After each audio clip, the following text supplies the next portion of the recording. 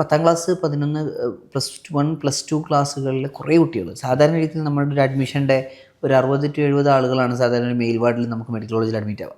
അപ്പോൾ ഒരു 4-5 പേര് യൂഷ്വലി എല്ലാ പ്രാവശ്യം വരാന്തയിൽ കിടക്കുന്ന പേഷ്യൻസ് എല്ലാം DSH ആയിരിക്കും. എന്ന് വെച്ചാൽ ഡെലിബറേറ്റ് സെൽഫ് ഹാം അഥവാ സ്വയം ആത്മഹത്യ ചെയ്ത കുട്ടികൾ. അങ്ങനെ ആത്മഹത്യശ്രമം.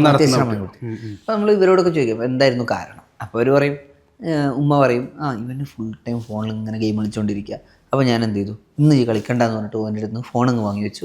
അപ്പോഴേക്ക് പോയിട്ട് എന്ത് ചെയ്തു, ഒരു 15 പാരസെറ്റമോൾ. ഓരോ ദിവസവും അഡ്മിറ്റ് ചെയ്യുന്നതിലും 5 അതെ, ഓരോ ദിവസം 4-5 പേര്. അത്രയും കൂടുതലുണ്ട്. അത്രയും കൂടുതൽ എന്നുവെച്ചാൽ ഇത് വെറുതെ പറയുന്ന കണക്കല്ല. നിങ്ങൾക്ക് സംശയം ഉണ്ടെങ്കിൽ എന്ത് ചെയ്താൽ കോളേജിൽ ഒന്ന് നോക്കാം. അത്രയും ഓരോ മെഡിക്കൽ കോളേജിലും ഇങ്ങനെ തന്നെ ഉണ്ടാവും. അതെ, ഇതെന്ന് വെച്ചാൽ നമ്മുടെ കോളേജിൽ ഒരു ദിവസത്തെ കണക്കായത്. കോഴിക്കോട് മെഡിക്കൽ കോളേജിൽ ഒരു ദിവസം ഇങ്ങനെ ഒരാഴ്ചയിലാകുമ്പോൾ എത്ര പേഷ്യൻസ് ആയി.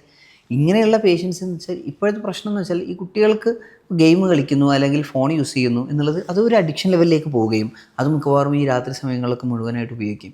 ഇത് വേണ്ട എന്ന് മാതാപിതാക്കൾ പറയുന്ന ഒരു സമയത്ത് എത്തുമ്പോഴേക്ക് ഇത് കൺട്രോൾ ചെയ്യാൻ പറ്റാതെ എനിക്ക് ഫോണില്ലാതെ ഞാൻ എന്ത് ചെയ്യും എന്നുള്ളൊരു സംശയത്തിൽ ഇത് കിട്ടാൻ വേണ്ടിയിട്ട് ആത്മഹത്യയിലേക്ക് പോകും. ഒരു ഓപ്ഷനായി.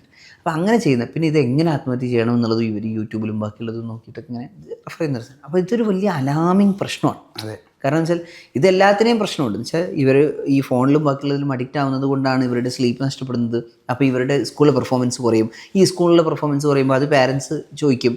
അപ്പോൾ അത് ചോദിക്കുന്നതും ഈ ഫോൺ ഉപയോഗിക്കാൻ പാടില്ല എന്ന് പറയുന്നതും എല്ലാം കൂടെ കൂടുമ്പോൾ പാരൻസ് എപ്പോഴും എന്നെ ബ്ലെയിം ചെയ്യണമെന്ന് തോന്നും. അപ്പോൾ ഒരു ഗിൽറ്റ് ഫീൽ തോന്നും. ഈ ഗിൽറ്റ് ഫീലിൽ നിന്ന് സൂയിസൈഡ് ചെയ്യാൻ പോകും. എന്ന് വെച്ചാൽ ഒരു സൈക്കിളായിട്ട് സൈക്കിൾ പോലെ ഇതിങ്ങനെ കറങ്ങിക്കൊണ്ടേയിരിക്കും.